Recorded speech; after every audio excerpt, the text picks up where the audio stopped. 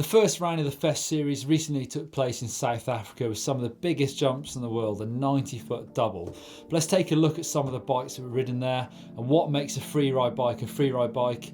Basically, they're downhill bikes with super stiff suspension and really slow rebound that's going to help on those G-outs, on those big takeoffs. We've got 6 bikes to look at, but first let's take a look at Carson Storch's Rocky Mountain Maiden. So the Rocky Mountain Maiden is a 200mm travel bike, front and rear. We've got an SR Suntour fork up front, the DVO coil shock on the back.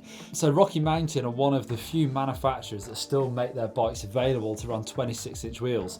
So on the rear dropout, you've got 2 settings, one for the bigger wheels, one for the 26-inch wheels, and that keeps the BB height and the geometry pretty much the same. However, you can see this custom-made piece that goes underneath the head tube just to raise the front of the bikes. With the 26-inch wheels, the geometry pretty much remains the same as with the bigger wheels.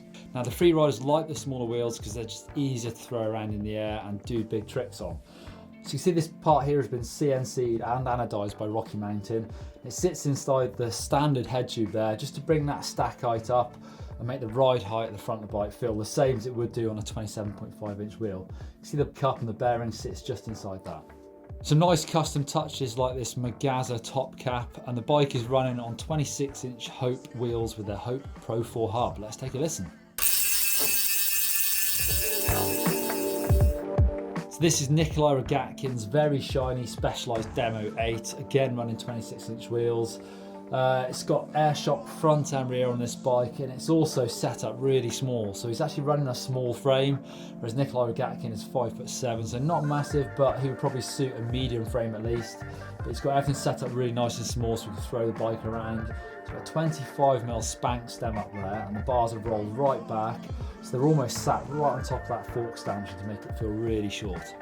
The bars are Spank Vibro Core, and they actually have this anti-vibration technology in them to make them a little bit more comfortable.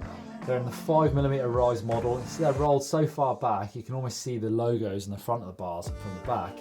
Also, you can see his shifter is rolled really far out of the way just so he doesn't hit that when doing tricks, especially no-handed tricks when he gets his hands back on the bars. The bike is running on DT Swiss EX471 26-inch wheels with those 240 hubs. Let's take a listen to those. He's also got some prototype Michelin 26-inch tyres in there. Interesting to see that. We don't really see many prototypes in that size anymore. The bike is finished with Ergon downhill grips and saddle. This is an interesting bike. This is Reynolds Polygon Colossus DH9. It's the same bike we see people like Mick Hanna race the World Cup downhill circuit on, but this is a completely different beast. So it's 200mm front and rear travel, and on the front we've got the SR Suntour Rux fork. On the back we have a Boss shot, but this is the interesting part. It actually has a 1,000-pound spring on there.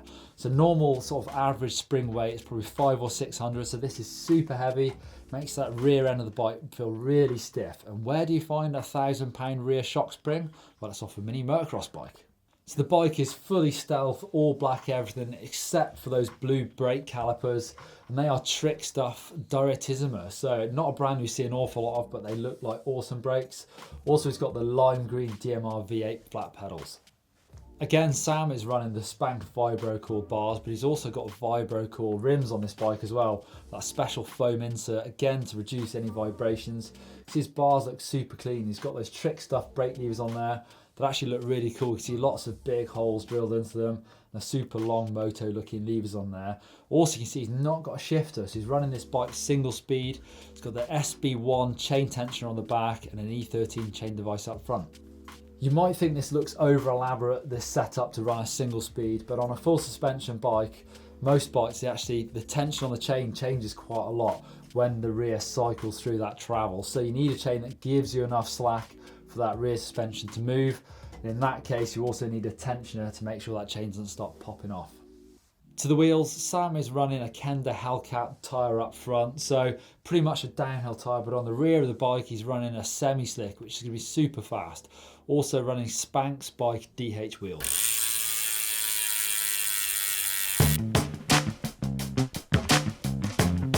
This is Jordie Lunn, the Canadian rider's Whitey Tues, the same bike that Aaron Gwynn races World Cup downhill on. 200mm travel again, front and rear. We've got a RockShox boxer up front, and the Vivid RC2 coil shock on the rear. It's actually got a titanium spring on there to save some weight, but also some Thai hardware, like these gold bolts on the bike. So that top cap says "Get Lit, Not Fit." I'm not sure if Aaron Gwynn runs one of those on his bike. So he's also running a very high deity bar on there, but interested to note, he's dropped the fork stanchions through on the crown. So whether or not he wants a high bar, but what he's trying to keep the head angle similar, who knows? He's also got a low back end on this bike, so his saddle is slammed right down, but often we see this with full suspension bikes, the longer travel ones, is that the rear tyre will actually hit the saddle. Now Jordie's come up with an inventive solution to this. He's actually cut the back of his seat out. He also seems to have chopped the front of his saddle off. Now I'm not sure why. I wonder if this is down to doing seat grab tricks like toboggans or Superman seat grabs, but I don't know. Do you know? Let us know in the comments down below. I'd love to know why he does that. He's also running Sensus grips and he's running Halo wheels. I recognise this bike. This is our very own Blake Sampson's Scott Gambler, and actually it's one of the very few bikes there running the bigger wheels, so 27.5.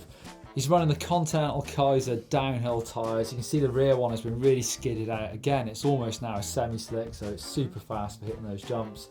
So we've got a Fox 40 fork up front, but also that DHX2 air shock on the rear that's really customizable. So you've got high and low speed compression and damping on that shock. Now a lot of riders do set up their suspension, specifically the rear shock, really slow on the rebound. So when the bike compresses into takeoff and you actually jump, you don't want the rear wheel pinging out too hard because that can send your weight up and forward. Blake's running the signature Danny Mac Crank Brothers stamp pedals in the small size. It's also got a Crank Brothers seat post, the Cobalt 3. On top of there, we've got the Ergon SMD2 saddle, also Ergon grips. Some nice custom touches on his bike. He's got his name and the Zimbabwe flag where he's from on the top tube. Also a DarkFEST sticker on the crown of the fork. Let's finish this up with a quick look at Ethan Nell's Whitey Tues. Looks like a small bike again. Actually, he looks like he runs his brake levers super flat on the bars so he can reach them when he's off the back of the bike. We've got actually an unbranded fork up front, but that definitely looks like a Fox 40 to me. So why it's unbranded, I'm not sure. Possibly a sponsorship issue. Again, 26-inch wheels, got air shocks front and rear. Now of the 6 bikes we've seen, actually 3 of them are air, 3 of them are coil, and all but 1 run the 26-inch wheels. Again, this bike has got a super worn rear tyre. Now, is that because free riders are lazy, or is it because they want a fast rolling tyre? Who knows? What do you think? Let us know down there. Now, if you want to see a full bike check on Ethan Nell's bike, click up there. And if you haven't seen it already, click down there for Blake's awesome video all about DarkFEST. Give us a thumbs up if you like freeride bikes, and hit that subscribe button if you haven't done already.